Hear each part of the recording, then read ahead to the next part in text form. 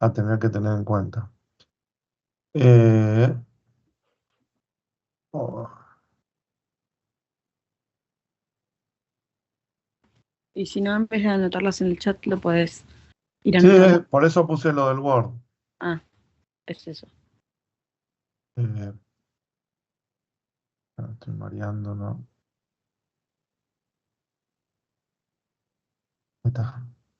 Quiero saber si están todos adentro. Sí, veo que están todos adentro. Bueno, chicos, ¿empezamos la clase? Somos 75. Sigue entrando gente. Bueno, arrancamos la clase. Eh, a ver, siempre empiezo cuando empezamos esta clase, yo empiezo charlando un poco del modelo ISLM, ¿no? ¿Cómo es que ustedes ya terminaron de ver el modelo ISLM? ¿Ya terminaron de verlo con economías abiertas y todo? Si pueden, contéstenme o Me sí parece que que falta como una parte, pero no estoy segura. Igual economía abierta ya vimos un poco. con el modelo ISLM, ¿no? Sí. Bueno, yo lo que trato de explicar ahora es qué significa que veamos el modelo ISLM. El modelo ISLM es un modelo que sirve para explicar un determinado caso en la economía. ¿Cuándo nace el modelo ISLM? A ver, ¿quién me puede decir en qué momento el modelo ISLM, digamos, el modelo keynesiano, porque el modelo ISLM es un modelo keynesiano. ¿Cuándo podemos decir en la historia del pensamiento económico que nace esta idea keynesiana y por qué? ¿Quién se anima a decirlo? ¿No era la crisis del 29? Claro, exactamente, en la crisis del 30. ¿Y cómo describirían la crisis del 30? ¿Quién es el que está hablando? Yo, Facundo, no me Claro, acuerdo, pero me acuerdo que lo vi cuando vi historia, que ok. ¿Alguien que Keynes se ¿No era anima? decía, el crack del 29 que todos los Sí, bancos quebraron y habían correcto. perdido todos sus ahorros? ¿Puede ser? Sí, sí, correcto. Fue una crisis, si tuviesen que decir, ¿es una crisis de exceso de demanda o una crisis de exceso de oferta? ¿Cuál describirían? Exceso de oferta. Y sí, más o menos que sí. Era una crisis donde, digamos, una crisis parecida a la que estamos teniendo ahora en Argentina, de alguna manera, mucho más potenciada, digamos. Eh, Donde la demanda no acompañaba el exceso, se había sobre ofertado la economía, entonces eso ocasionó que muchas empresas no cumplan sus expectativas. El primer golpe siempre se ve en la bolsa, es donde se ven las expectativas futuras. Se empezó a ver que las empresas no iban a poder cumplir sus expectativas. Eh, entonces, ahí me está hablando Fer. Eh, entonces, la, la- lo que ocurrió fue una crisis, empezó con la crisis de la bolsa y luego eso expandió hacia la economía real, ¿no? Y tuvimos una crisis tremenda en la cual lo que aumentó mucho fue el desempleo. Podemos decir que fue una crisis de exceso de oferta porque uno de los síntomas que se ve en una crisis de exceso de oferta es el desempleo. Es el desempleo. Entre paréntesis, a ver si se animan a adivinar. ¿Qué, qué, qué, qué problema veríamos si hay una crisis de exceso de demanda? Donde no alcanzan los productos, no hay suficiente oferta. ¿Qué veríamos? ¿Qué síntoma Van a veríamos? subir los precios. Exacto, veríamos inflación. O sea, los grandes temas de la economía, los grandes problemas de la economía, podemos redondearlos, sobre todo en la economía de corto plazo, ¿no? En desempleo e inflación. Digamos, son los dos variables que más se fija un responsable del área económica que para afectar a un país. Y de acuerdo a cuál es el mayor de los dos problemas, podemos situar o diagnosticar el paciente, digamos. ¿Está bien? Por eso cuando un país tiene inflación y desempleo, es un grave problema. Porque, digamos, lo que cura la inflación en general genera desempleo y lo que cura el desempleo genera inflación. Entonces, si tuviésemos los dos problemas, no podemos hacer nada porque empeoraríamos al otro problema. Ese es el miedo de cualquier político, de cualquier economista o de cualquier ministro de Economía es una situación de esta inflación, que no es el caso de Argentina. Por más de que haya inflación y haya recesión, digamos, todavía no estamos en eso. Pero bueno, y tampoco era el caso en el 29. El 29 era una crisis de exceso de oferta, era una crisis de desempleo. Había mucho desempleo, muchísimo, 25% de desempleo, una barbaridad para Estados Unidos. Lo que, lo que es curioso es que en ese momento, hace ya casi 30 años, más o menos que los economistas de vanguardia de ese momento, los que estaban en el tope de la ciencia económica, no entendían lo que pasaba, no sabían cómo resolverlo, porque no podían entender que existe el desempleo. Y esto es algo que llama la atención, ¿no? ¿Cómo no podían entender que existe el desempleo? Digamos, cuando me explicaron esto, nosotros que tenemos 100 años más de experiencia acumulados, porque ya sabemos lo que es el desempleo, sabemos lo que es la inflación, no entendemos que no se entienda lo que es el desempleo, pero imagínense por un momento, yo en este curso, alguna vez, les comenté el ejemplo del avión que cae en una isla y se maneja toda la economía Y las con piedritas, piedritas. sí, sí. Sí, bueno, ok, perfecto. Imagínense en esa isla. Podemos tener muchos problemas. Podemos no tener comida, podemos no tener agua, podemos no tener, digamos, la aldea bien ordenada, podemos no tener suficiente gente para cuidar la seguridad. Son cosas que podrían ocurrir en la isla. Pero nunca podríamos tener una situación en donde el problema sea el desempleo, donde haya gente que no tiene lo que hacer. Digamos, si yo en esa isla veo a un tipo tirado en la playa y le digo, ¿por qué no trabajás? Y me responde, porque no tengo empleo, yo inmediatamente le diría, bueno, andá, metete en el mar y saca pescados, porque no vienen bien más pescados. O le diría, andá, metete en la granja y tratá de cosechar o sembrar algo. Así tenemos más frutas, más verduras. O le diría, ponete en el perímetro de la aldea y cuidá la aldea, porque tenemos problemas de inseguridad. O sea, nunca se me ocurriría en esa isla suponer que el problema es el desempleo. ¿Entienden lo que estoy diciendo? ¿Entienden, digamos, la pregunta que estoy haciendo? ¿Cómo puede haber desempleo en esa isla? Parece absurdo. ¿Se entiende lo que estoy explicando? Sí. Sí. O sea, si yo estaría en esa isla y viene una persona y me dice, el problema acá es el desempleo, mi respuesta sería, no puede ser, no existe el desempleo, no puede ser. Nunca podría haber desempleo. Bueno, esa era la respuesta que daban los economistas en la crisis del 30. Decían, no puede ser, no puede ser que haya desempleo. Imagínense un extraterrestre, baja a la Tierra, nunca conoció a nadie, no conoce nada, no sabe cómo funciona la Tierra. Y nos dice, ¿cuál es el problema que tiene? Que le falta la comida, le falta el petróleo, ¿qué le falta? ¿Ropa? ¿Qué le falta? Y le decimos, no, el problema es que hay desempleo. El economista, perdón, el extraterrestre diría, ¿pues están locos? ¿Cómo puede haber desempleo? ¿Acaso tienen todo? ¿Les sobra de todo? ¿Que hay gente que no tiene nada para hacer? Yo, cuando doy esta clase personalmente, les hago la siguiente pregunta, que no la voy a hacer ahora porque no fluye con la virtualidad, pero les voy a hacer la pregunta que hago y les voy a responder lo que me responden siempre. Yo siempre les pregunto, ¿hay alguien acá desempleado? Bueno, 2 o 3 levantan la mano. Entonces les recuerdo, recuerden que el desempleado es un desempleado porque está buscando trabajo y no consigue. El desempleado no es alguien que no tiene trabajo, sino alguien que no tiene trabajo, pero lo está activamente buscando. O sea, un chico que la mamá le dice, anda a estudiar la universidad, no hace falta que trabajes hasta que te recibas, y ese chico no tiene el interés propio de trabajar, ese chico no está desempleado. Ahora, un chico que sí necesita trabajar y que está buscando trabajo y no lo consigue, ese chico sí está desempleado, ¿ok? Bueno, estos 2 o 3 chicos levantan la mano. Entonces le pregunto al primero, supongamos que se llame Juan. Le digo, Juan, ¿vos por qué estás desempleado? Y me dice, bueno, porque quiero conseguir un trabajo y no lo consigo. A lo cual yo le pregunto, ¿para qué querés trabajar? Y me responde, bueno, quiero comprar cosas. Por ejemplo, ¿qué querés comprar? Me dice, bueno, ropa, por ejemplo, quisiera comprar ropa, para tener más ropa, zapatillas, me quiero comprar zapatillas nuevas. O sea, vos querés trabajar para después de mandar zapatillas y ropa. Sí, correcto, me dice. Entonces le digo, perfecto, ¿y saliste a buscar trabajo? Sí.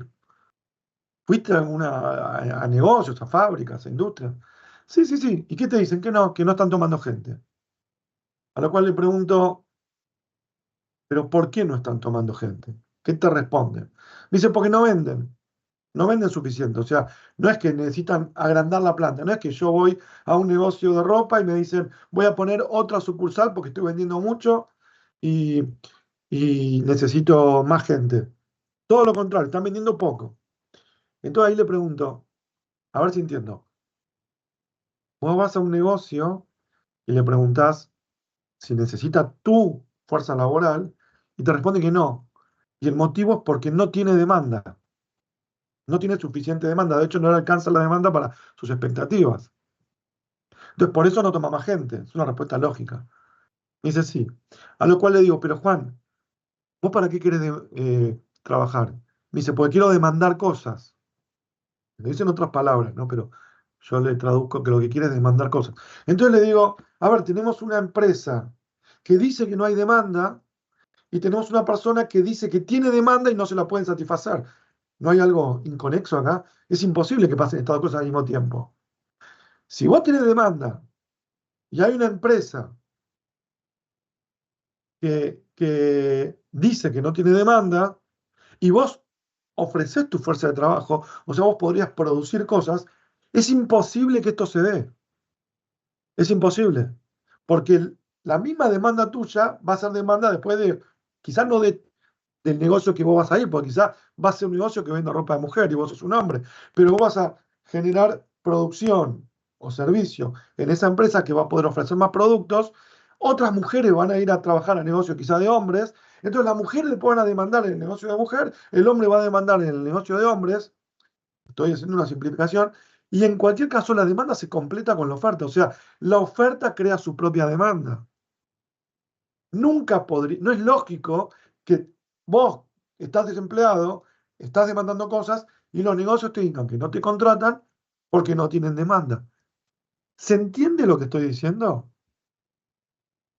Sí. Sí, Entonces le digo, ese pensamiento así de ilógico lo vería un extraterrestre. ¿Cómo puede ser que haya un desempleado? El tipo quiere comprar ropa.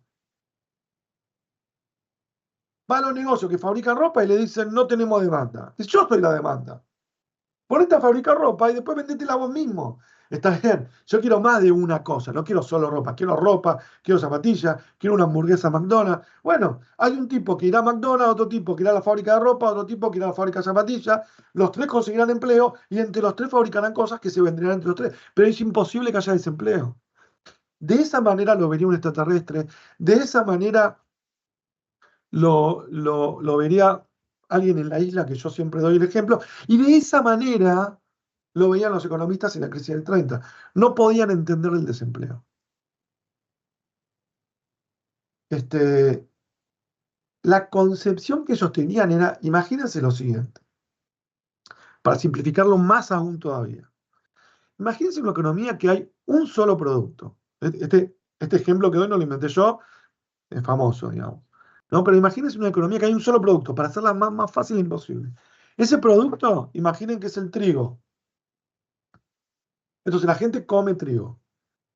La gente duerme en camas de trigo. La gente se arma casas con el techo de trigo. La gente se viste con trigo. Imagínense esa economía, ¿no? Se llama una economía trigo-trigo. Todo es trigo. ¿Ok? Ahora imagínense que un supuesto que ponemos es que las tierras son infinitas, que no están totalmente ocupadas todas las tierras, que es un supuesto bastante fácil de comprenderlo. Después de todo, no es que está superpoblada la tierra entera en la Argentina. Así que podemos suponer que hay tierra suficiente. Hay terratenientes que son dueños de la tierra, pero hay tierra infinita. Imagínense en esa economía un desempleado. Se acerca a un terrateniente y le dice, quiero trabajar acá. Entonces, el terrateniente le dice, bueno, en esta tierra vos podrías fabricar o producir 3 toneladas de trigo por mes. Digamos. Y yo te sumo a vos en mi plantilla de empleados, yo podría tener 3 toneladas más por mes. La productividad marginal de un empleado son 3 toneladas por mes. Así que te voy a pagar un sueldo de 2 toneladas por mes. Y supongamos que ese es el salario de un empleado. Sería imposible que haya desempleo, porque en este ejemplo, el mismo empleado, desempleado, entra a una fábrica y él mismo demanda lo que ofrece. Él ofrece productividad para producir trigo y él luego la demanda porque es el único bien que hay de consumo. En el ejemplo que les di antes del empleado, quizá él se pone a fabricar ropa de mujer y él es un hombre. O se pone a fabricar ropa y él además quiere comida. Pero si solamente hay un solo producto, que es el trigo, es más fácil de entenderlo. Él se pone a fabricar lo que luego él demanda. Va a demandar menos de lo que de su productividad, por supuesto. Pero él va a ponerse a fabricar lo que él luego demanda. Sería imposible en esta economía trigo, concebir el desempleo. ¿Se entiende lo que digo? Sí. ¿Alguien tiene alguna pregunta? Porque yo digo si entiendo lo que digo y un par dicen sí, pero los que dicen no, los que no lo entienden no me dicen no. ¿Alguien tiene alguna consulta sobre esto? ¿Quiere que vuelva a explicar algo? No, Estamos mi, bien. mi pregunta es que, ¿se escucha? Sí, sí, sí. Que en el segundo ejemplo se puede hacer porque los factores de producción son ilimitados. Ok, te la tomo, pero podemos suponer que ¿cuál sería el factor limitado en la economía argentina, por ejemplo? Tierra no creo que sea un problema. ¿Cuál sería el factor limitante? A mí no sé si cuenta como factor, pero a mí lo que me hacía ruido es la parte de la remuneración, pero ya lo A habíamos ver, mencionado también. bueno, perfecto, está muy bien lo que decís. O sea, ¿a vos te parece que quizá él produce 3 toneladas de trigo y 2,5 toneladas de trigo es poco? ¿Es esa tu pregunta? Y el hecho de que para haber sido empleado primero tiene que haber un empleador que le pague un salario y que tal vez no le convenga en ese momento pagar ese salario, porque como decíamos, no sé, en este ejemplo habíamos dicho que no había que podía no haber mucha demanda. Sí, pero a ver, vamos al el ejemplo más claro que es el del trigo. ¿Por qué un terrateniente no tomaría un empleado que consume lo mismo que va a producir y de hecho consume menos? Va a producir 3 toneladas y consume 2,5 o 2. ¿Por qué no lo tomaría? Porque lo que produce puede que sea menos valioso que lo que le están pagando. No sé, No, eso porque se le me está ocurre. pagando con lo mismo que produce. Él Ah, produce ok. 3 Pasa que a toneladas. medida que haya más gente trabajando, van a producir marginalmente menos. O Te la sea, no es tomo, lo mismo tener 50 que 100 personas. te la tomo, te la tomo. Supongamos que como en esa, hay mucha gente, la productividad baja de 3 toneladas a 2. Entonces el salario que puede pagar es menos de 2, es 1,5. Porque bajó la productividad como muy bien dijiste. Entonces ahora el salario es 1,5. Entonces, en ese nuevo paradigma, donde tenemos, perdón, en ese nuevo paradigma, no, en ese nuevo contexto, donde tenemos una productividad que bajó a 2 toneladas por mes y el nuevo salario es 1,5 toneladas por mes. Tampoco debería haber desempleo. ¿Qué opinan?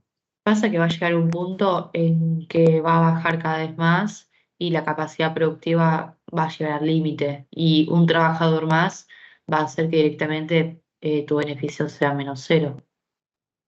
Digamos que no existe una productividad marginal de cero, de 0,0 toneladas. O sea, debería estar. Por eso les digo que la tierra es ilimitada, porque, claro, si tengo 3 hectáreas, no puedo meter 8.000 personas. Pero si tengo tierra ilimitada, lo mando al fondo, al fondo, al fondo y algo va a producir. Por eso mencioné que la tierra es ilimitada. Sí, pero Para por que, ejemplo, si vos dijiste eso de que, no sé, producís 3 toneladas, te quedás con 2 por esa remuneración. sí, Si toda la gente tuviese eso, nadie compraría esa tonelada restante que vos producís de más, digamos. le queda al terrateniente y se arma una casa más grande con eso. O lo invierte, lo mete abajo de la tierra y lo invierte para el año que viene tener más trigo, porque necesita invertir también una parte. Entonces, tiene que agarrar el trigo que produce, el excedente, y meterlo abajo de la tierra para que el año que viene crezca más trigo. O se arma una casa más grande, o una cama más grande, o un auto de trigo más grande. En todo caso, no le viene nunca de más tener más trigo. ¿Se entiende? A mí me interesó algo que hizo el comentario un compañero, que fue eso de que el salario, y una compañera, de que el salario quizás no sea suficiente o de que sea muy bajo. ¿Puede ocurrir eso? Sí, Bueno, claro, puede ocurrir. Puede ocurrir que el salario no sea, que 2 toneladas de trigo les parezca insuficiente. Ahora, en ese caso, podría aparecer el Estado y decir, mínimo, se paga 2,5 toneladas de trigo, mínimo. No permito que el sueldo sea menos que 2,5 toneladas. ¿Ok?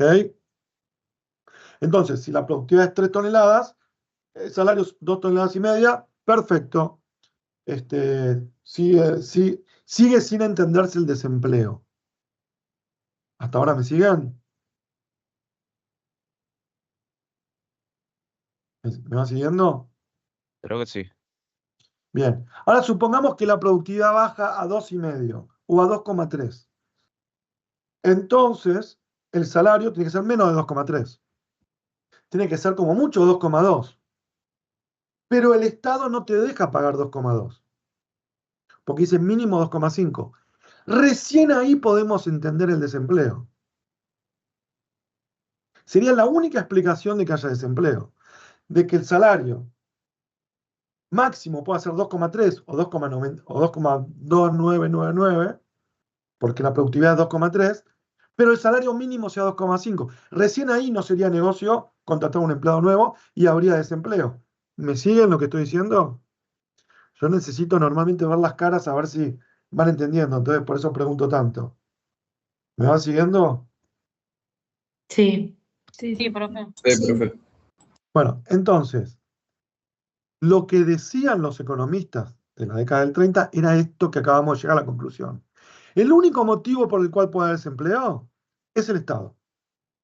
El que hace ruido es el Estado, con sus precios mínimos, sus precios máximos, sus,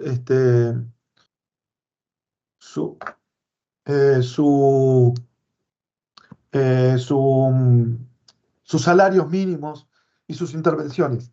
El desempleo solamente está explicado por la intervención del Estado. ¿Les suena un poco esto?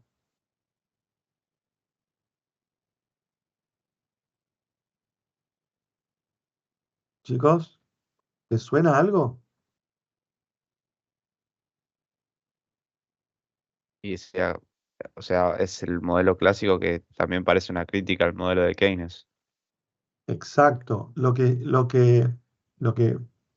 Se me metí en la parte de chat porque alguien escribió algo en el chat, se me agrandó todo y no los puedo ver a ustedes. A ver, perdón, ¿eh?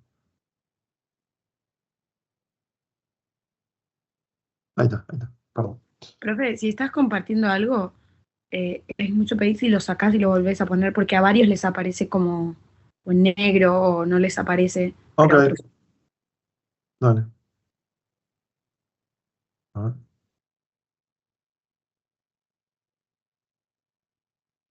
Ahí apareció.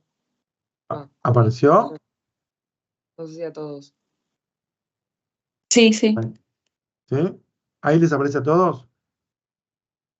Bueno, igual todavía no llegué Sí, acá. sí. Cuando llegue vuelvo a entrar acá. Entonces, lo que les quiero explicar es que eh, lo que entendían los economistas del año 30 era más o menos esto, de que el único motivo para explicar el desempleo es la intervención del Estado. Yo les decía si les suena algo porque Milei permanentemente dice que el problema es el Estado. Digamos, Milei es lo más parecido a estos economistas de la década del 30.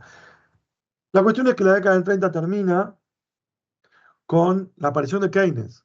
que Keynes es el que dice, no, están equivocados, digamos, la culpa no es del Estado, sino que el Estado es el único que puede resolver esto. Acá lo que pasa es que hace falta un gasto desde el Estado para como catalizar la economía, que prenda y de que después se empieza a hablar del multiplicador bancario, perdón, del multiplicador del consumo, del efecto multiplicador del consumo, y con lo cual empieza a decir cómo desde el Estado se puede solucionar este problema de desempleo o de exceso de oferta, ¿no? El Estado absorbiendo esta oferta y generando un multiplicador. Y ahí aparece la revolución keynesiana con el New Deal en Estados Unidos.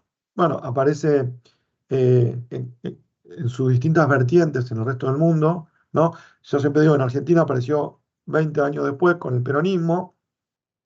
En Europa apareció con algunos dirigentes que, digamos, haciendo economía keynesiana, eh, tuvieron éxito económico, por lo menos en un principio, como por ejemplo puede haber sido Hitler en Alemania o Mussolini en Italia, y reactivaron sus economías que estaban dañadas después de la crisis del 30.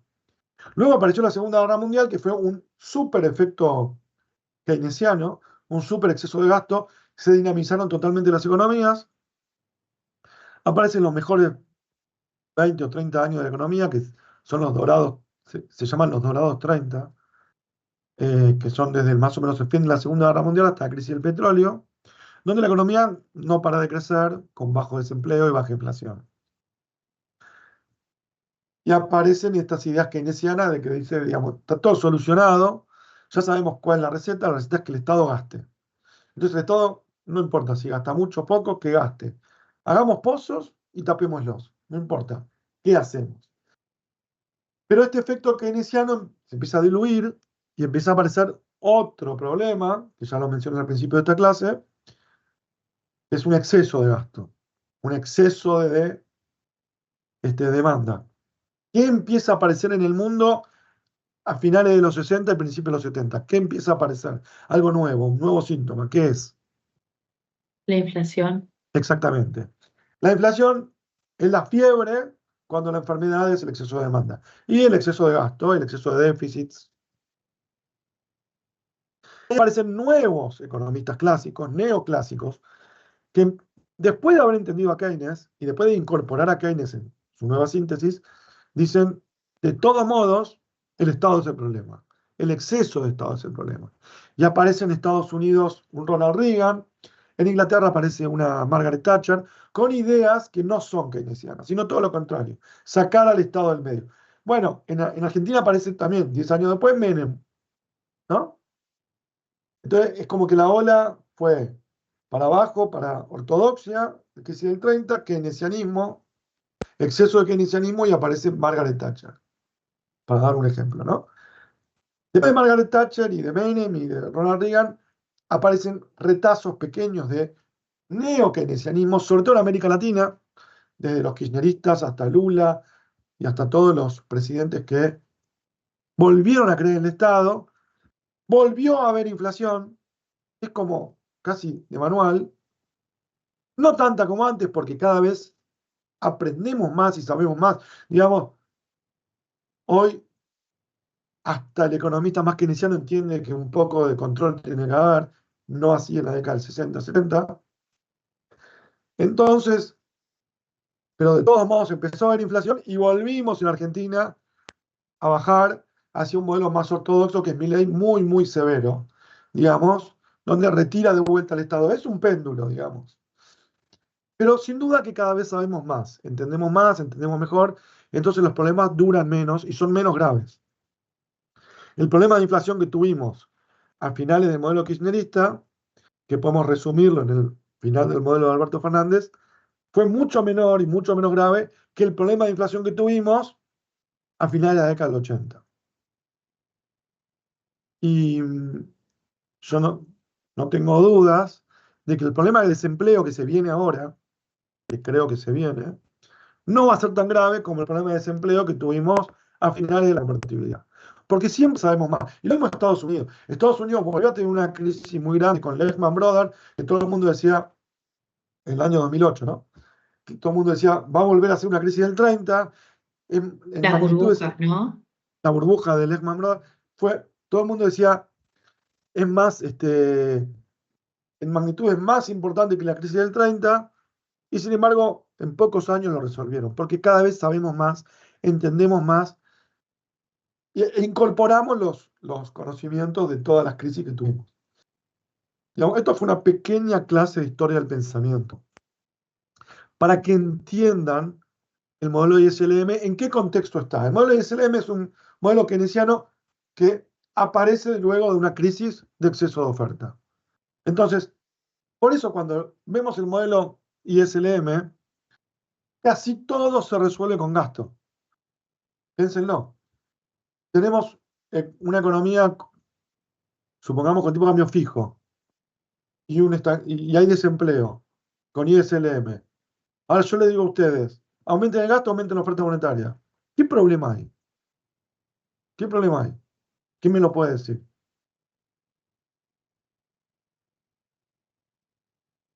A ver, la chica que recién habló, ¿quién es? ¿Cómo se llama?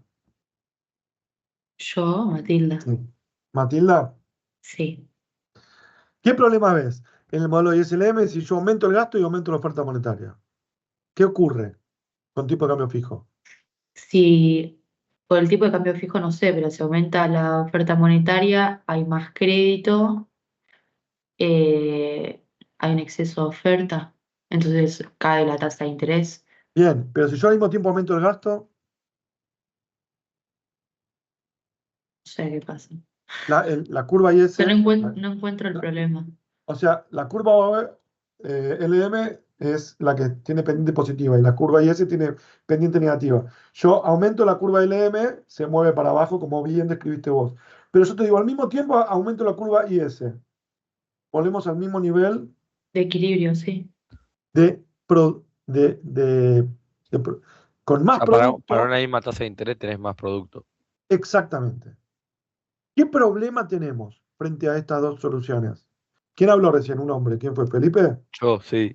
Yo creo que el primer problema es que no estás teniendo en cuenta la inflación en el gráfico y el segundo es la cantidad de plata que vos tengas para gastar. Bien, la cantidad de plata la podemos imprimir, como expliqué en la clase de monetario. Y lo que dijiste de la inflación está correcto, porque vos entendés la limitación del modelo ISLM. Pero el modelo ISLM no habla de inflación en su versión más pura.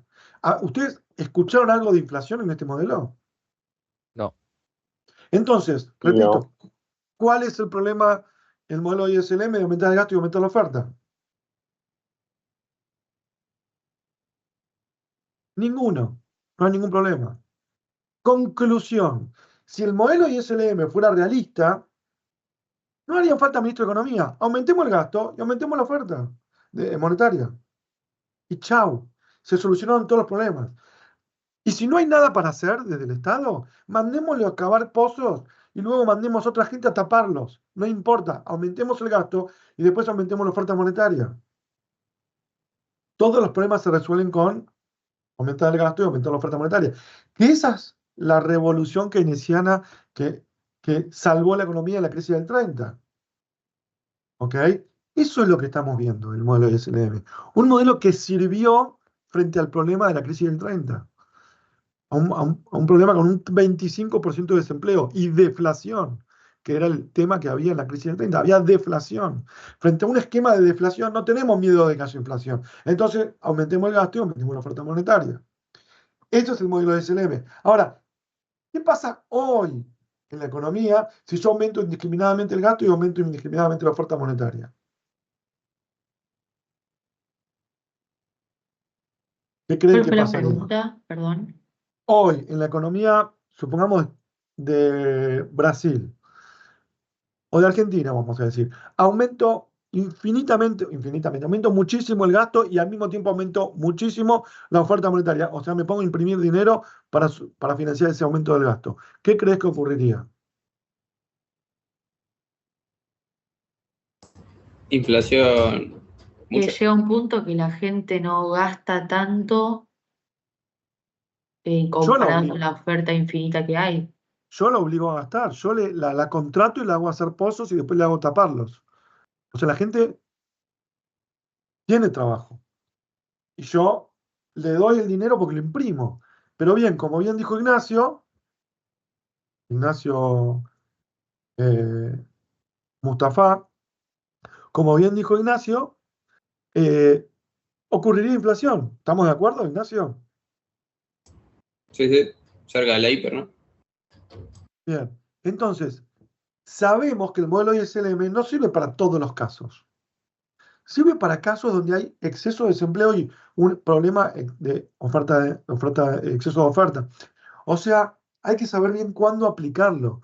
Cuando salimos de la convertibilidad en Argentina, teníamos un problema de 20% de desempleo. Aparece el modelo kirchnerista que empieza a aumentar el gasto y no hay problema, no hay inflación.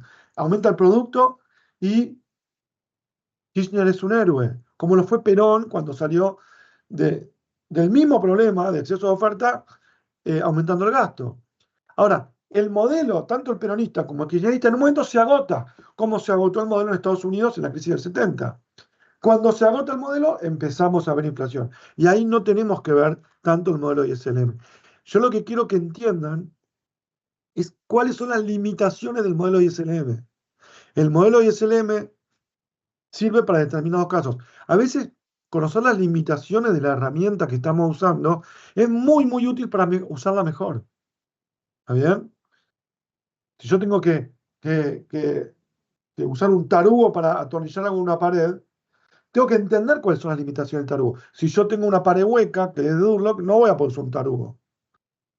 Entonces tengo que entender las limitaciones del tarugo para no pensar que el tarugo es la solución a todos los problemas que hay que atornillar con la pared. ¿Se entiende un poco lo que digo? No sé si el ejemplo fue tan Sí, claro, sí, se pero entendió bueno, igual. ¿se Sí. entendió? Bueno, esa es la primera parte de la clase de hoy que quiero que entiendan. Yo tengo una pregunta. Sí. Y sí, o sea, entiendo el punto, pero si fuese tan fácil de identificar las limitaciones, ¿por qué no al mínimo de desvío no se frena Y bueno, el uso de la herramienta? pero esto no es tan. Primero, a ver, con muchas respuestas para tu pregunta, pero la primera que se me ocurre, es lindo aumentar el gasto. Es algo lindo para cualquier político. Es algo placentero. Y generalmente los problemas se ven después. Se ven un lapso de tiempo después. La inflación llega después, no en el primer momento. Entonces, ¿cómo le dice a un político no aumentes el gasto? Yo me acuerdo, yo he escuchado, no sé, asesores del presidente, lo escuché en la tele, ¿no? Que decían, se quejaban de que estábamos en equilibrio fiscal, frente a un problema donde una economía con un 30-40% de inflación. Se quejaban, decían, miren lo mal que está llevando a cabo la economía, que tenemos equilibrio fiscal. Digamos, lo más lindo es gastar, gastar. Hoy hay gente que está proponiendo aumentar el déficit fiscal. Digamos que no tiene en cuenta lo necesario en una economía inflacionaria como la nuestra, mantener el equilibrio fiscal. A ver, mantener el equilibrio fiscal no está bueno. Mantener el equilibrio fiscal es uno de los motivos por los cuales estamos dando esta clase virtual, ¿no? Estamos dando esta clase virtual porque hay paro en la facultad. Porque Milei no acepta este, eh, una ley que dice que tiene que aumentar los salarios de los docentes, o es la ley de financiamiento educativo. Y él dice, si hago eso, incurro en déficit y no lo voy a hacer. Por supuesto que es poco popular lo que él está diciendo, pero él lo hace porque entiende que no estamos en un momento donde hay que aumentar el gasto y aumentar la oferta. Él entiende eso. Podemos ahora entrar en un montón de discusiones de política de dejar de gastar ahí y aumentar el gasto en las universidades. Es una discusión válida. Pero incurrir en déficit para aumentar el presupuesto de las universidades. A ver, Ignacio, vos me preguntaste, ¿no? Eh, Fui yo.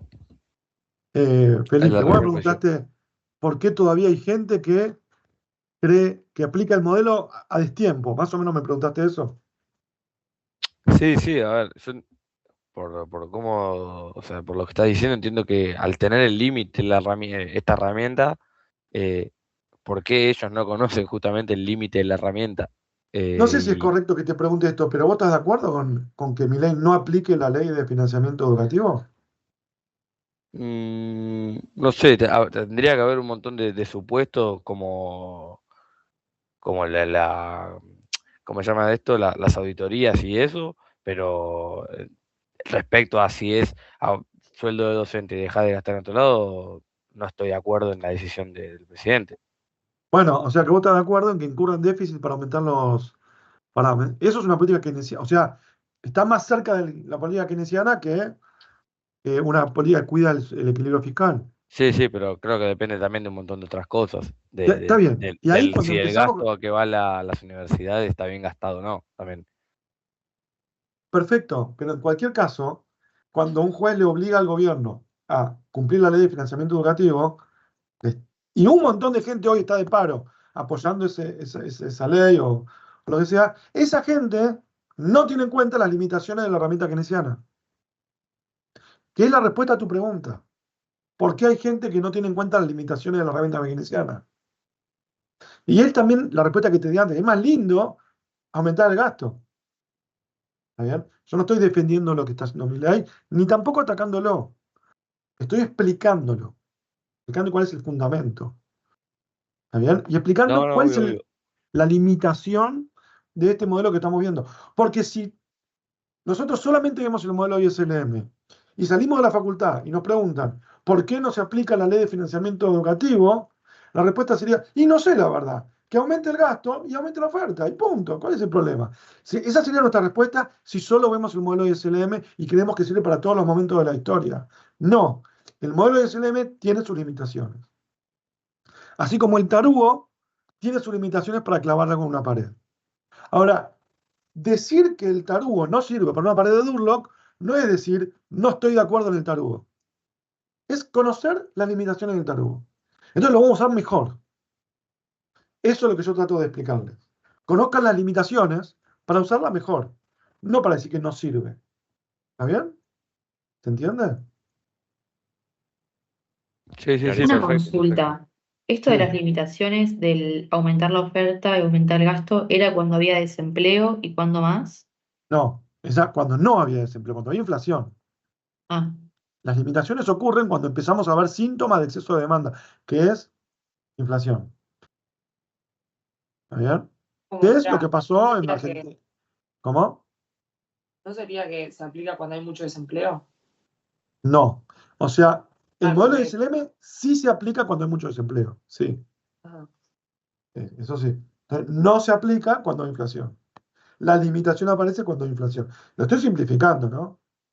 Pero la idea se entiende. Por eso es que en Estados Unidos, cuando hay mucho desempleo, baja la tasa de interés y aumenta la oferta monetaria, porque el problema es el desempleo. En cambio, cuando hay mucha inflación, sube la tasa de interés, restringe la oferta monetaria. Que son formas con política monetaria de, digamos, intervenir en la economía. ¿Está bien? Bueno, ahora vamos a ir a la segunda parte de la clase. Chicos, ¿qué Sergio, es el disculpa, modelo? te puedo seguir Sí, haciendo una pregunta sí, porque obvio. me interesa. ¿Cuál sería la herramienta que vos tendrías que utilizar después de usar el modelo keynesiano cuando ya ponele que estabilizaste el desempleo y el exceso de oferta? Bueno, yo creo que en ese momento hay que salirse de este déficit fiscal, ¿no? Salirse. Digamos, porque el déficit fiscal en un contexto donde no hay desempleo y el exceso de oferta monetaria, sin duda que generan expectativas en la sociedad de que puede gastar más de lo que realmente puede gastar. O sea, le estamos dando la idea, imprimiendo dinero, de que tienen más poder adquisitivo del que realmente hay. No alcanza la cantidad de producto para satisfacer esa. Y al no alcanzar la cantidad de producto, si le seguimos imprimiendo dinero y le hacemos creer a la gente que puede seguir comprando cosas, pero no alcanza la cantidad de productos porque las empresas no dan abasto, porque no alcanza la carne, porque no alcanza el trigo, porque no alcanza lo que sea, el petróleo, empieza a haber inflación. ¿Ok? Hay alguien que no Y, tiene silenciado. No. y ahí si dejas el déficit, no volverías a lo mismo, ponerle a dejar a ver desempleo y Esa es la todo. magia de un buen economista o de un gran administrador de un país. Saber pilotearla entre desempleo y inflación. Eso es lo que hacen las economías modernas. Van piloteando la economía entre el exceso de desempleo y el exceso de inflación. Van piloteando el gasto, van piloteando el tipo de cambio, van piloteando principalmente la tasa de interés. Hoy en día se usa mucho la tasa de interés.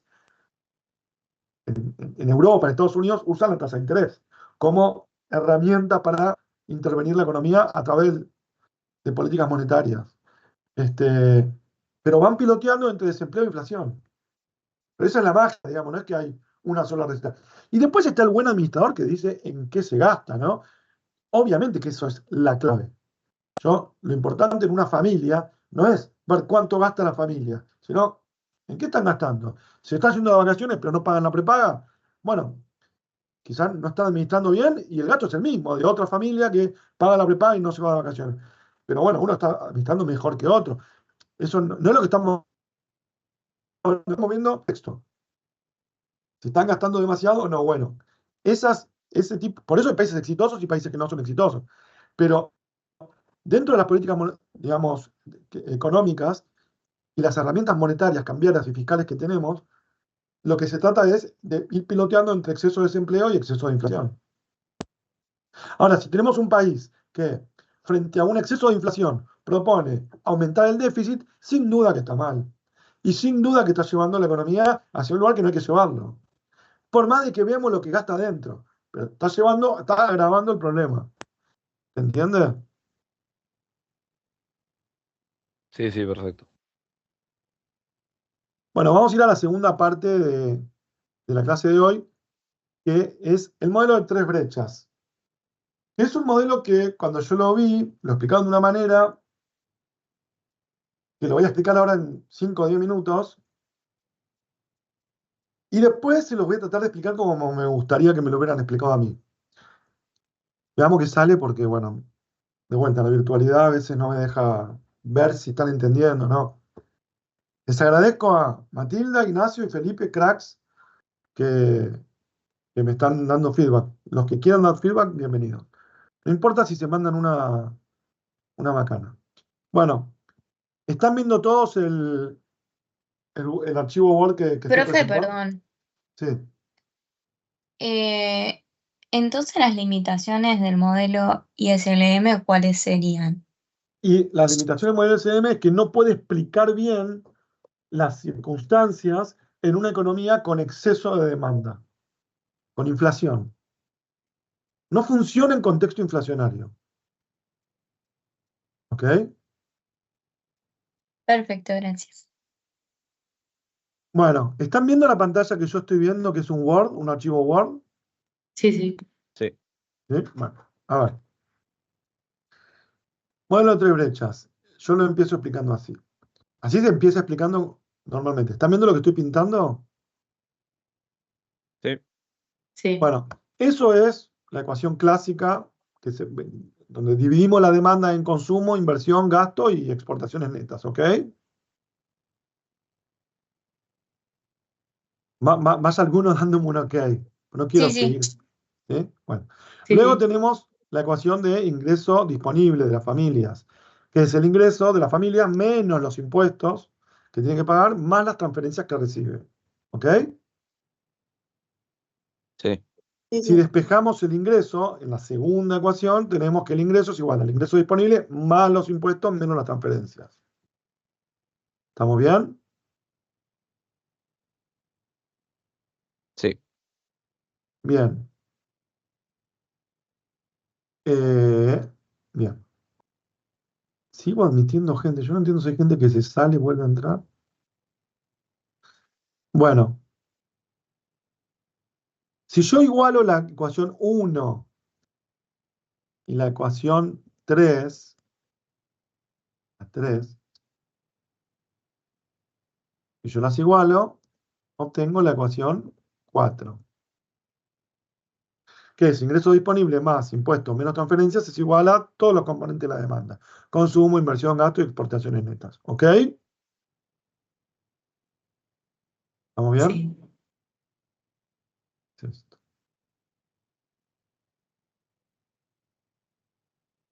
Ahí está. Bueno,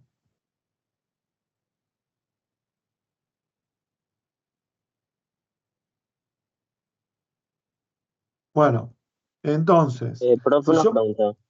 sí, ¿Este Word lo va a subir a un lado?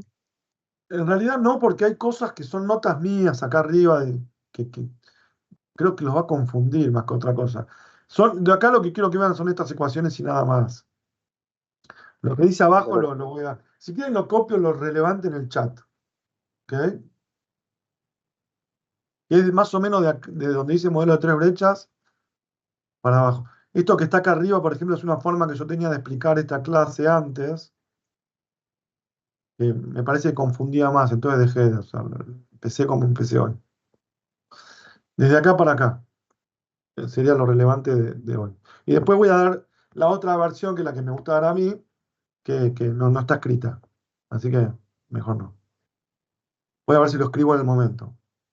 Bueno, si reordenamos los factores de la ecuación 4, podemos reordenarlo de la siguiente manera. Ingreso disponible, menos consumo, menos inversión. Omití.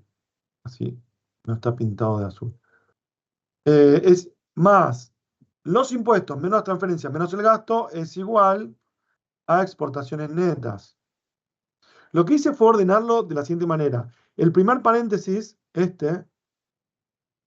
es todo lo que es relevante para el consumo privado, para, digamos, el sector privado. Entonces, el ingreso disponible es lo que recibe el sector privado, el consumo es lo que consume y la inversión es lo que invierte el sector privado. Lo que le sobra de eso es el ahorro privado. Luego tenemos al sector público, que lo que recibe son los impuestos y lo que gasta son las transferencias y el gasto. Entonces, el resultado de este paréntesis es el ahorro público. Y este paréntesis es el más difícil de entender, pero yo lo voy a volver a explicar. Las exportaciones netas es el contrario, es el negativo del ahorro externo. Yo acá pregunto siempre, levante la mano quien no entendió. Y acá muchos me dicen que no entendieron por qué es el negativo del ahorro externo. Ahora lo voy a explicar, ahora lo voy a explicar. Pero si yo esta parte la vuelvo para el otro lado, entonces me queda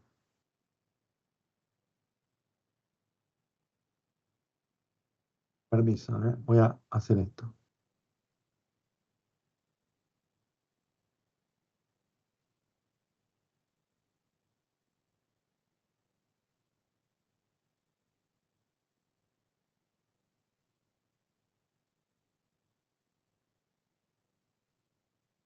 Más, y acá le pongo un menos, y acá le pongo un más, porque lo pasé del otro lado, igual 0.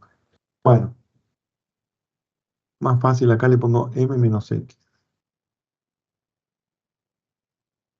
Es lo mismo. Yo mantuve, lo que hice en esta ecuación 5 fue pasar exportación neta del otro lado. Solamente eso hice. Pero ahora sí tenemos, lo que tenemos ahora en la ecuación 5 es esta. Es esto de acá. El ahorro privado más el ahorro público más el ahorro externo es igual a 0. Díganme si alguno entendió, o mejor, ¿alguno no entendió lo que expliqué?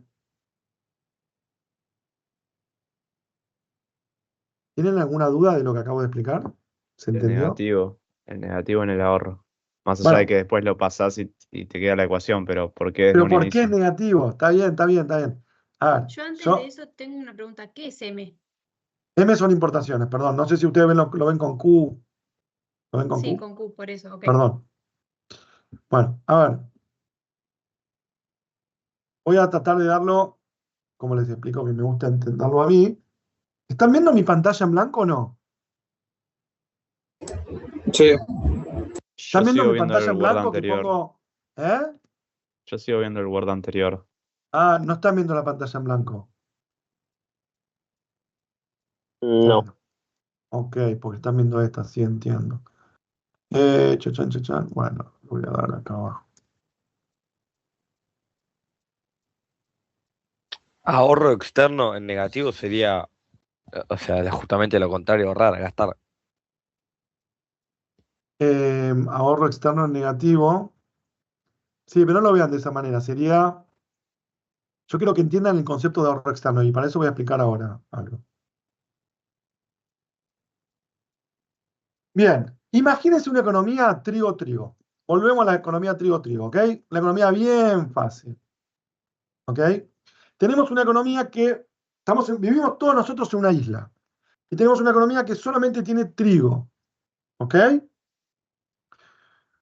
Yo cuando tengo trigo puedo hacer dos cosas, comerlo o meterlo abajo de la tierra, esperar un año, una temporada, y cosechar lo que sembré. Si yo meto 1 tonelada de trigo en esta economía, al año siguiente tengo 2 toneladas de trigo. O sea, la tasa de rendimiento de la inversión acá es 100%. Yo meto 1 tonelada de trigo abajo de la tierra como inversión y al año siguiente tengo 2 toneladas de trigo. ¿Ah? ¿Se entiende? ¿Las pautas que estoy planteando? Sí, sí. Bien. Entonces tenemos esta economía. Supongamos que yo tengo, en esta economía tenemos el ingreso, que es la producción,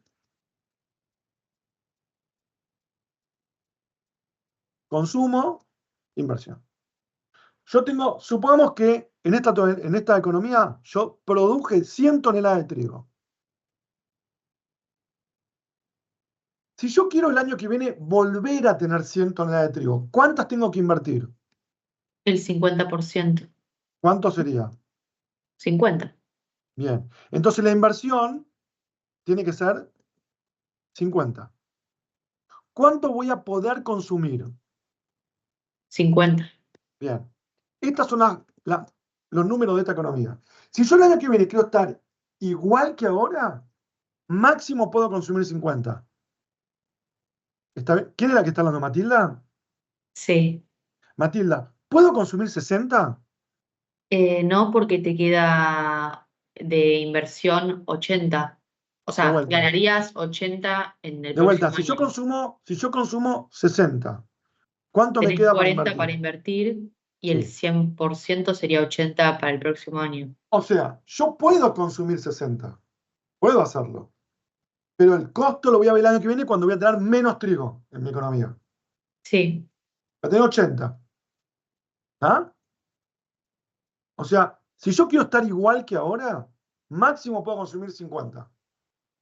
¿Eso se entiende? ¿Se entiende? Sí, Sí. sí. Bueno, le voy a poner otra pregunta. Supongamos que yo soy un presidente y vengo a este país y digo, quiero que cada año estemos mejor. El año que viene no quiero tener 100, quiero tener más. Quiero tener 120. Me gustaría tener más trigo para estar mejor. Quiero tener 120. ¿Cómo hago Consumís para tener 120? 40, ¿Cómo? consumís 40, invertís 60. Bien. ¿Qué significa consumir 40? Significa que Que va a no lo haber menos. invertís, te estás privando de una Exacto. inversión. Va a haber menos comida en el plato de la gente. Es eso. Es algo doloroso. No consumir en pos de estar mejor en la temporada siguiente. Entonces, para el año que viene estar mejor, hoy tengo que privarme de consumir. Es algo que creo que nos enseñan a los 5 años más o menos. El sacrificio y, digamos, la idea de invertir para estar mejor mañana. Eso es lo que dice, digamos, por ahora este pequeño modelito muy fácil de esta isla, donde hay trigo. Si vos querés tener 120 toneladas, tenés que consumir 40. ¿Ok? ¿Se entiende? Sí. Bien. Supongamos que yo soy un presidente y digo, el año que viene quiero estar mejor. Quiero que la inversión sea 60. O sea, quiero el año que viene tener, quiero tener 120, quiero estar mejor. Pero no puedo consumir 40, porque nos morimos de hambre. Y yo no voy a hacer que la gente se prive de comer, porque la verdad que pedir a la gente que se prive de comer es absurdo. ¿Hay alguna forma? ¿Qué se les ocurre? La Importarlo. gente va... Ah, perdón. No, que hable. A ver, decime. Importar. Ignaz, muy bien, muy bien. Esa es la única forma. Importar 10 toneladas. Importar 10 toneladas. ¿Cómo se ve en este modelo? Lo vamos a agregar acá. Más X menos.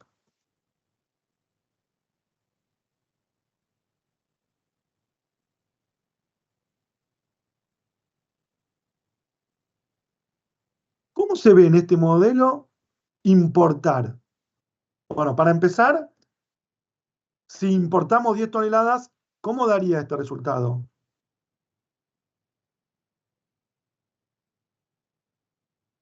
Felipe, Ignacio. Menos 10. Muy bien, menos 10. Esto daría menos 10. ¿Cómo se vería acá? Se vería como menos 10. Ahora sí podemos consumir 50, invertir 60 para estar mejor. La única forma es trayendo 10 toneladas de otra isla. Porque en esta isla no alcanza. En esta isla hay 100. Hay 100 toneladas. Entonces, si queremos consumir 50, porque no nos queremos morir de hambre, y queremos el año que viene estar mejor, entonces vamos a invertir, vamos a entrar 60 toneladas abajo de la tierra. La única forma es traer 10 toneladas de otra isla. ¿Se entiende? Sí. Bien.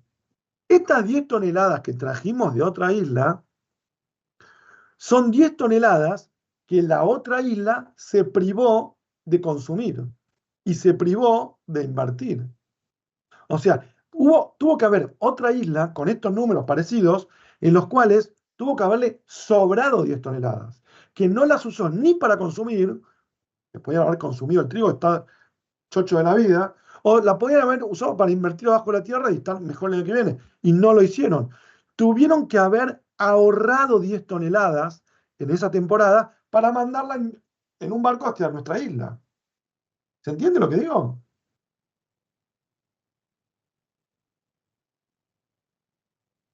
¿Por qué te quedó 50 más 60 menos 10 y no 50 más 50 menos 10? No, porque yo dije que quería invertir 60. Y no tendrías de consumo 40 más los 10 de importación. O sea, yo tendría que tener 40 de consumo si no habría otra opción. Pero si existe la opción de traer trigo de otra isla, puedo seguir consumiendo 50 e invertir 60. ¿Cómo? Trayendo importaciones por 10 toneladas, que es este número de acá. ¿Entendiste, Matilda? Ok. Entonces, la única forma de que yo pueda, sin privarme de comer, aumentar mi inversión es traer trigo de otra isla. Pero entendamos lo que significa. Traer trigo de otra isla significa que otra isla tuvo que haber ahorrado trigo. Le tuvo que sobrar. Ahorro lo que le sobra. Entonces tuvo que haber ahorrado y ese ahorro vino a mi isla. ¿Ok?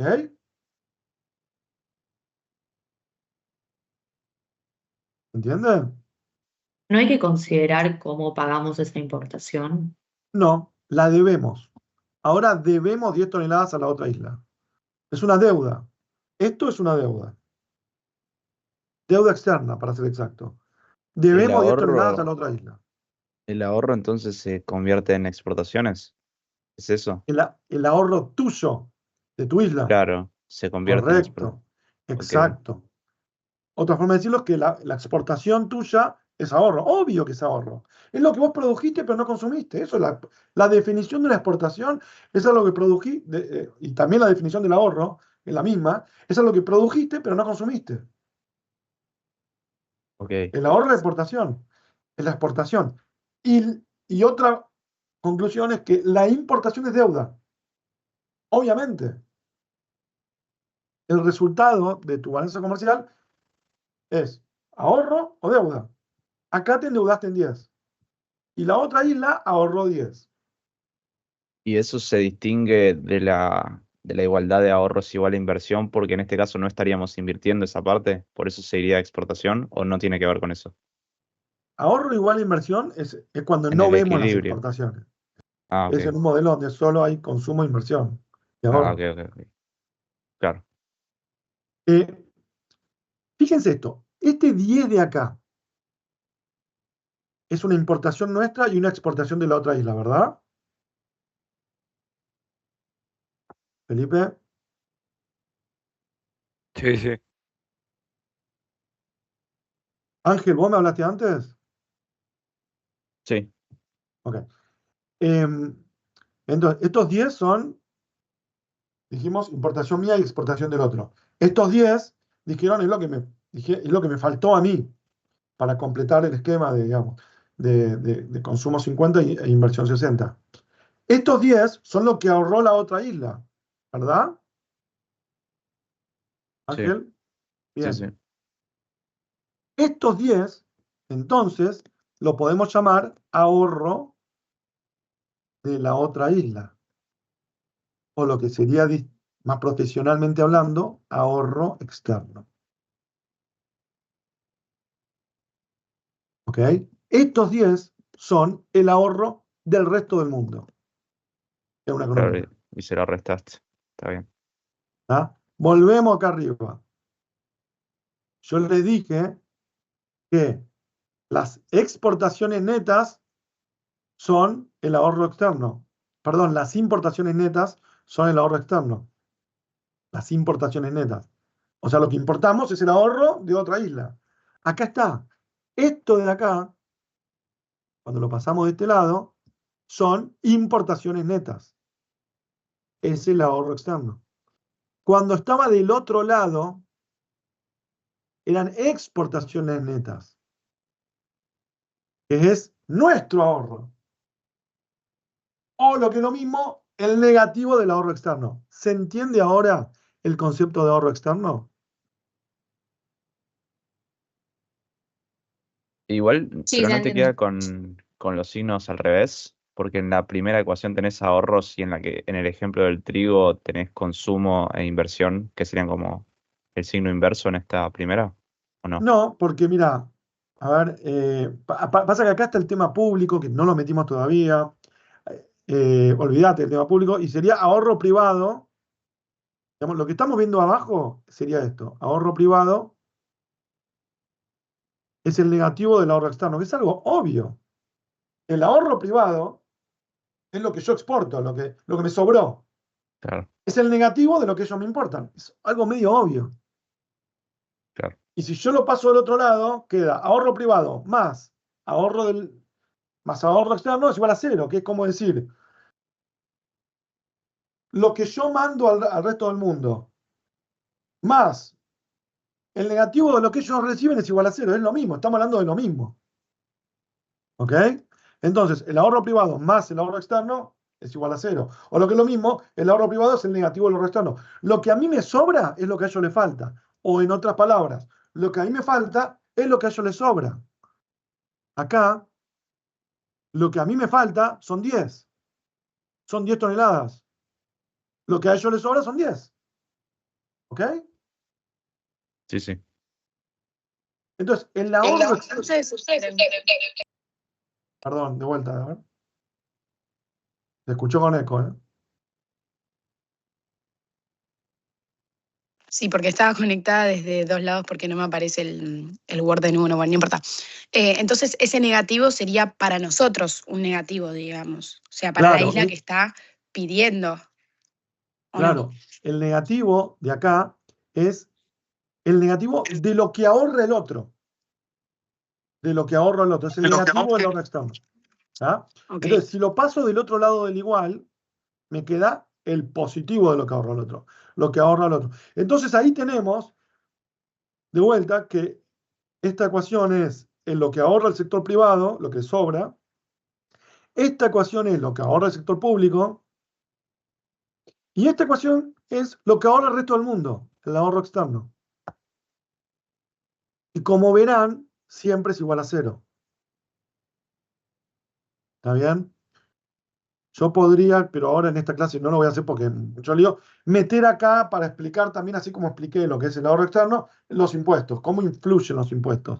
Los impuestos le sacan al sector privado y lo devuelven al sector privado. Digamos, el sector estatal le saca impuestos y le devuelve en gasto y en transferencias. Con lo cual, digamos, se mete dentro del consumo interno. Sería como si en una isla yo necesitaría policías para cuidar de la isla. Entonces, un poco de trigo va a pagar los policías, pero vuelve porque hay jubilaciones y demás. O sea, no quiero confundirlos. Ustedes lo pueden ver en la ecuación. Esto es el ahorro privado, esto es el ahorro público, y esto de acá es el ahorro externo, que es lo más difícil de entender. Es por qué esto es el ahorro externo, pero ahora, después de lo que le expliqué con la isla, lo van a entender. El ahorro externo son las importaciones. Es lo que ahorró la otra isla, es lo que ahorra el resto del mundo que nosotros consumimos. Ahora, lo que dice el modelo de 3 brechas, que es hay 3 brechas. Una brecha es el déficit privado, lo que le falta al sector privado, o sea, el desahorro, cuando esto da negativo, el ahorro es negativo. Otra brecha es cuando el ahorro es, digamos, el desahorro es público. Y la otra brecha es cuando el ahorro es externo. ¿Qué significa? Que estamos importando, que estamos exportando más. En cualquier caso, nunca pueden ser todas negativas porque siempre dan cero. Y esta es la magia o la explicación o el corolario del modelo de 3 brechas. Nunca las 3 pueden ser positivas ni negativas. Si el sector público tiene déficit, esto va a ser negativo. Si el sector privado está consumiendo mucho, esto va a ser negativo. La única forma de que esto ocurra es que nos estén financiando de afuera. Es la única forma. ¿Qué significa esto? Significa que la única forma de que esto ocurra es que nos estamos endeudando. ¿Ok? Esto pasa muchas veces en la economía, que tenemos un sector público deficitario, Argentina está experta en eso, y la pregunta es ¿quién lo financia? Al principio, normalmente lo financia el sector externo. Argentina se endeuda con el resto del mundo. Pero llega un momento que el resto del mundo dice no te presto más. Esto deja de ser positivo. La única solución posible es que lo financie el sector privado. ¿Cómo? Consumiendo menos o invirtiendo menos. Si el sector privado deja de consumir, de esa manera genera el ahorro necesario para financiar al sector público. Si no tenemos la posibilidad de endeudarnos. ¿Se entiende un poco el concepto este? Sí. Un país como Estados Unidos tiene déficit en el sector privado, es un país que tiene un consumo abismal, consume mucho más de lo que produce, mucho más, tiene un déficit público sideral, pero el resto del mundo permanentemente está financiándolo. Porque todos los que tenemos dólares en nuestro poder estamos en realidad financiando a Estados Unidos, o los que tenemos deuda externa de Estados Unidos. Hay hasta bancos centrales que tienen deuda externa de Estados Unidos. Entonces estamos financiando de alguna manera los déficits privados y públicos de Estados Unidos. Pero nosotros no somos Estados Unidos. Entonces en un momento esto se corta. Entonces, si tenemos déficit en el sector público, inevitablemente lo tenemos financiando con el sector privado. Inevitablemente. No es una opción. No es que tenemos la opción de financiarlo o no tenemos la opción de financiarlo. Es tan obligatorio como cuando les expliqué que sin exportaciones es imposible consumir 50 e invertir 60. Es tan obligatorio como eso. Si no tenemos financiamiento al sector público, lo financia el sector privado. Y aquí empiezan las pujas políticas, ¿no? Un partido político puede promover, por ejemplo, Milei dice, terminemos con este déficit. De esa manera liberamos recursos para el sector privado, para que pueda invertir más el sector privado. Entonces, si nosotros liberamos y si generamos un superávit fiscal, que es la obsesión de Milei, el sector privado va a poder invertir más porque va a poder tener déficit. Entonces, de esa manera vamos a fomentar la inversión y el consumo. Difícil de verlo esto en la Argentina de hoy. Pero esto es lo que dice el modelo de tres brechas y esto no puede no ser real, esto es necesariamente real. Aquí hay un montón de matices, pero es necesariamente real. Un partido político distinto podría decir, aumentemos, podría decir, generemos superávit fiscal, pero aumenta. Después están, claro, distintas opciones. Uno puede resolver este déficit bajando el gasto o aumentando impuestos. Son las dos formas o bajando las transferencias, ¿no? Son las tres formas. Vamos a poner en palabras lo que significa. ¿Qué significa aumentar los impuestos?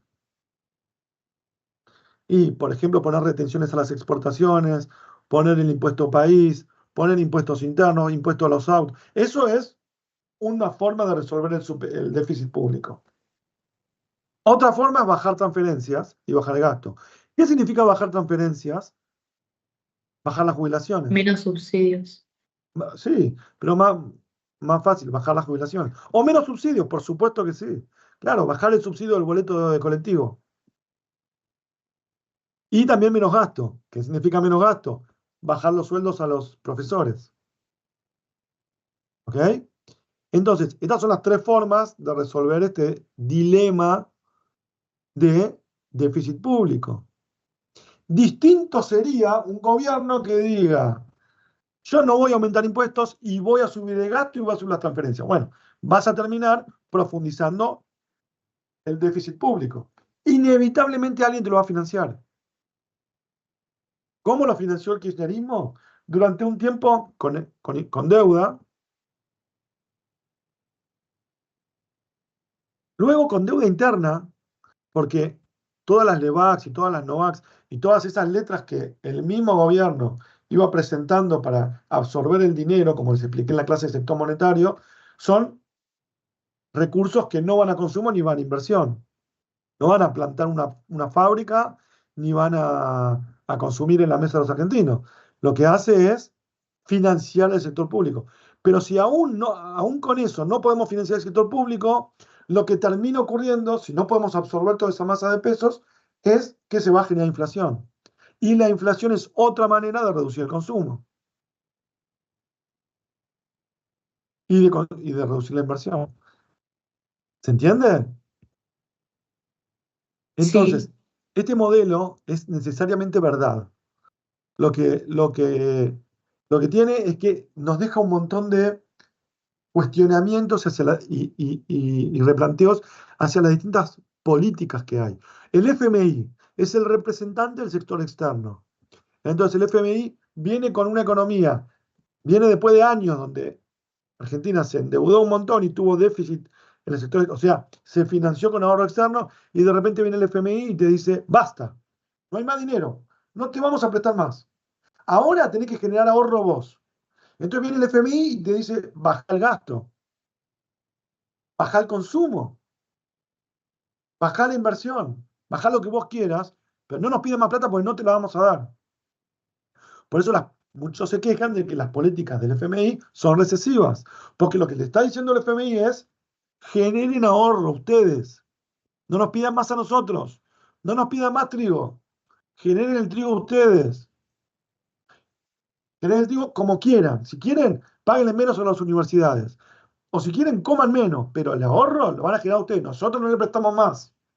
Por eso parece malo el FMI. El FMI es un sector externo que dice, no le mandamos más trigo. ¿Ok? ¿Ese La era gente, desahorro? Perdón. claro, desahorro en el sector externo. Tenemos que aportar nosotros, tenemos que devolver. Argentina ahora tiene superávit de cuenta corriente. Está devolviendo al mundo lo que consumió en otras temporadas. ¿Ok? Está devolviendo, está exportando más lo que importa. Estamos devolviendo lo que en otras temporadas consumimos.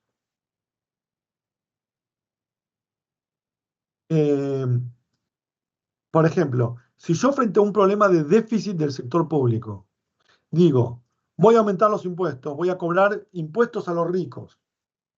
De esa manera voy a solucionar el problema del ahorro público y equilibrarlo. Voy a sumar más impuestos.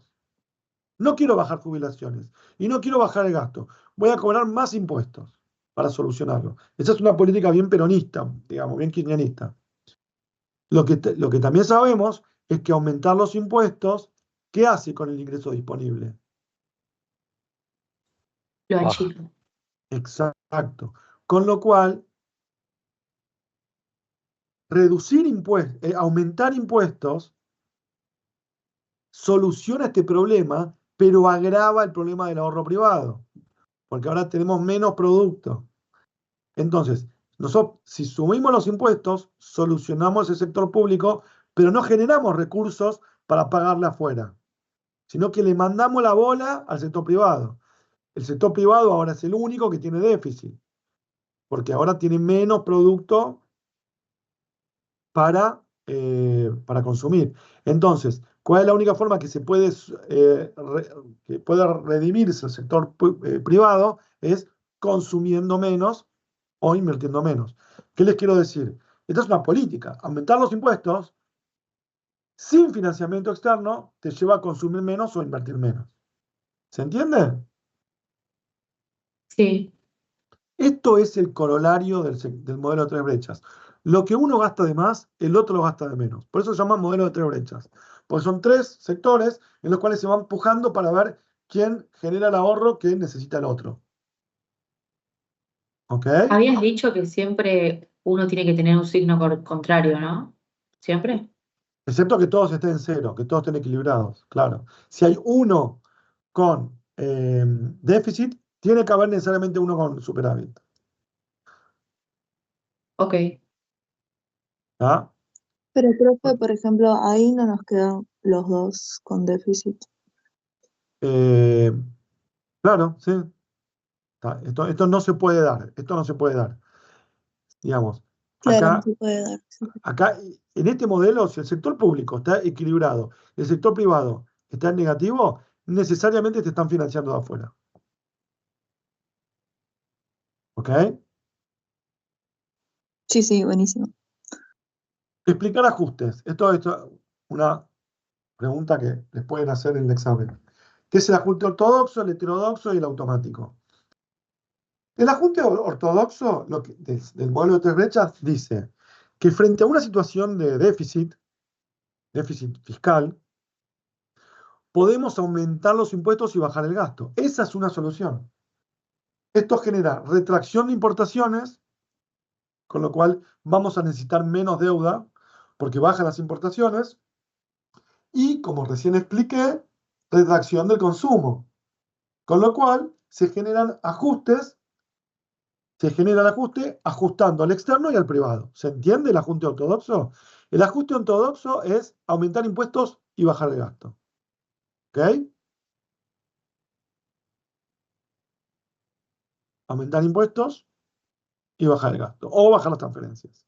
Eso es el ajuste ortodoxo, que es lo que no es exactamente lo que está haciendo Milei, porque Milei no está aumentando impuestos, pero sí está haciendo la parte de reducir el gasto. Él dice que vino a eliminar el Sergio, Estado. perdona, Sí, tengo una pregunta. Entonces, sí. para llevarlo hoy en día la igualación se podría decir que es menor a cero. Digo No, que es negativa. nunca, No, no, pero digo nunca, porque, nunca es negativa.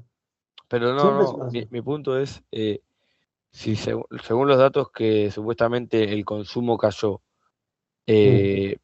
el gasto está bajando, perdón, sí, el gasto está bajando y las transferencias también, o sea, ya esos dos sectores estarían en positivo. No, o sea, nosotros hoy tenemos que es positivo el ahorro externo, estamos exportando. Pasa que, a ver, les explico algo también. Dentro de las importaciones, por eso a veces llevarlo a la realidad se complica, ¿no? Esto se mantiene, pero se complica. Dentro de las importaciones también tenemos que poner los servicios, ¿ok? Se puede importar una mesa o una tonelada de trigo, o también se puede importar un servicio, como ser, no sé, alguien que está usando iCloud o Google y le paga un servicio a Google en Estados Unidos. ¿Hasta ahí me entendés? Sí, Bueno, otro tipo de servicio puede ser los intereses. Se llaman servicio de deuda. Vos podés tener intereses que estás pagándole al exterior y eso es también una forma de importar, digamos. No es estrictamente una importación porque no está en la balanza comercial, pero sí está en la balanza de cuenta corriente. Los intereses que pagamos al exterior. ¿Me seguís? sí, Bueno, nosotros tenemos superávit en cuenta corriente, en balanza de comercial, pero en cuenta corriente, teniendo en cuenta lo que estamos pagando de intereses de deuda externa, estamos más o menos equilibrados. No tenemos superávit en ese sector. Entonces, el sector externo yo no diría que es positivo, sino con suerte se diría que da cero. ¿Ok? Ok. ¿Y los otros dos? Y el sector público, también de vuelta. Vamos a suponer que el sector público es positivo. ¿No? Vamos a suponerlo. Entonces, inevitablemente, el, acá, este es positivo. El sector privado tiene que ser negativo. ¿Qué significa que tiene que ser negativo? Que estamos todavía consumiendo más de nuestras posibilidades. O sea que lo que cayó el consumo es poco en relación a lo que debería haber caído. Todavía no terminó de caerse. Ok.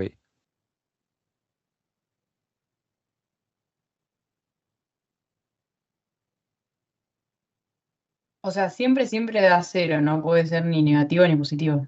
Correcto. Yo no sé si el sector externo es cero. Puede ser que el sector externo sea negativo.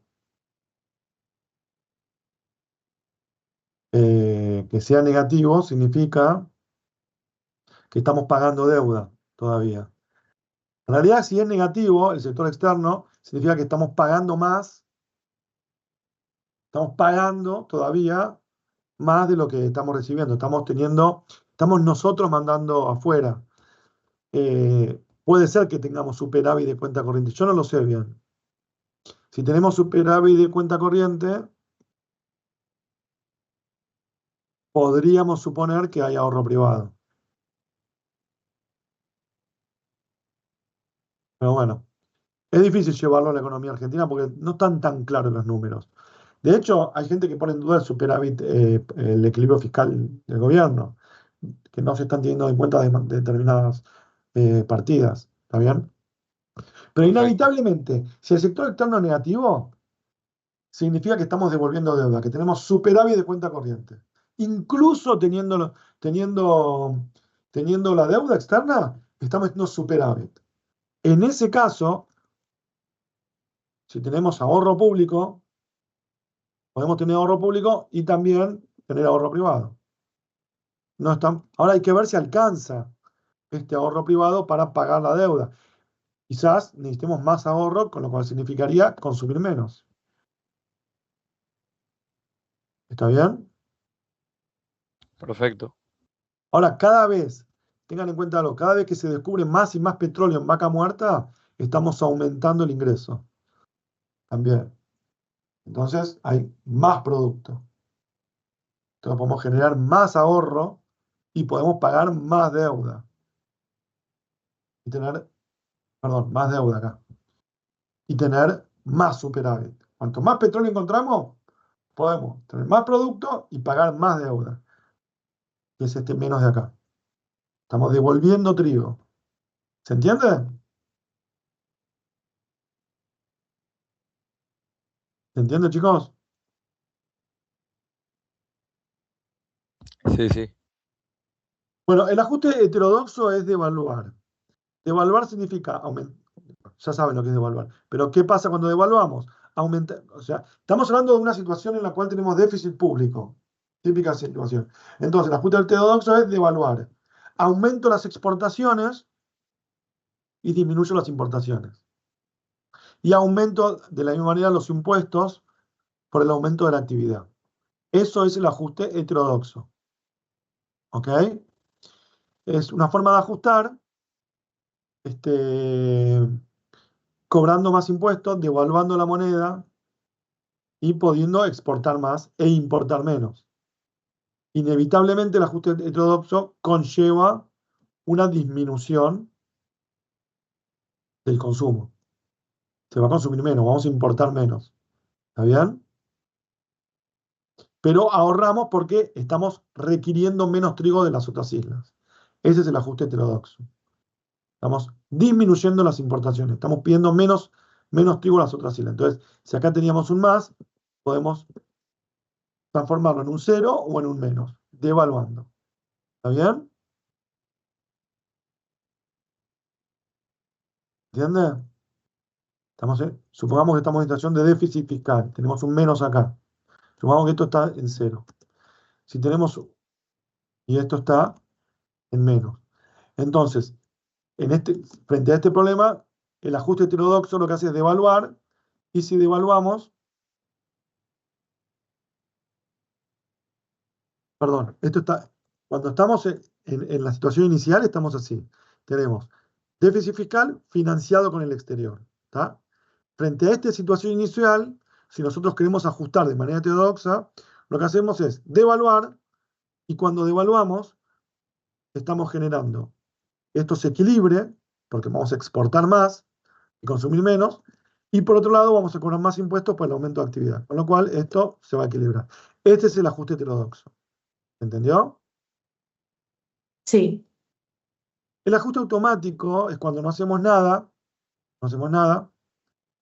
Entonces, frente a una situación en la cual esto es negativo y esto es positivo, si de repente nosotros estamos abusando del sector externo, endeudándonos, genera aumento del riesgo país. Cuando no nos quieren prestar más, porque ven que todo el tiempo nos prestan y no hay capacidad de evolución. ¿Y qué pasa cuando aumenta el tiempo país? Bueno, con tipo de cambio flexible genera devaluación, que es el ajuste heterodoxo. Con tipo de cambio fijo genera retracción de la oferta monetaria y recesión, que es baja de consumo. ¿Se entiende? ¿Se sí, entiende, sí. chicos? Esto es lo más importante que tienen que acordarse. Yo voy a copiar, voy a poner esto en el chat.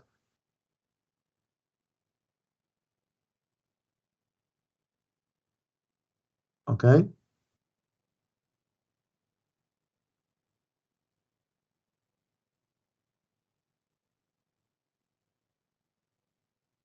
Así lo pueden copiar.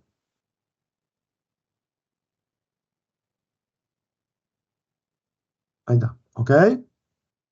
Ahí lo puse. Sí. Pero bueno, no sé si... Sí, creo que está bien. Bueno, esta es la idea del modelo de tres brechas y los tres tipos de ajuste que genera. La idea del modelo de tres brechas es que lo que uno consume de más, otro lo tiene que consumir de menos necesariamente. ¿Ok? Sí. ¿Quieren hacer una pregunta? ¿Quedan 5 minutos? Yo creo que ya lo pregunté igual. La única manera de que la relación entre el sector privado y el público sea positivo, o sea, que ambos estén positivos, es que el sector externo caiga, ¿no? Sea menor. Que sea negativo, o sea, que nos Que estén sea financiando negativo. afuera. Ok. Claro, lo que preguntaste recién te lo voy a reformular. Me preguntaste, la única manera que tengo de consumir 50 toneladas de trigo y me trabajo la tierra 60, si produje 100, es que me presten 10 toneladas de otra isla. Y sí, es la única forma. Ok. ¿Está bien? ¿Se entiende? Bueno, chicos, hasta acá la clase de hoy. Gracias. Gracias a ustedes, chicos. Gracias, profe. Nos Gracias, vemos. profe. Por nada. Chao, profe, gracias. Chao, Chao. Chao, gracias. No. chao. Chao.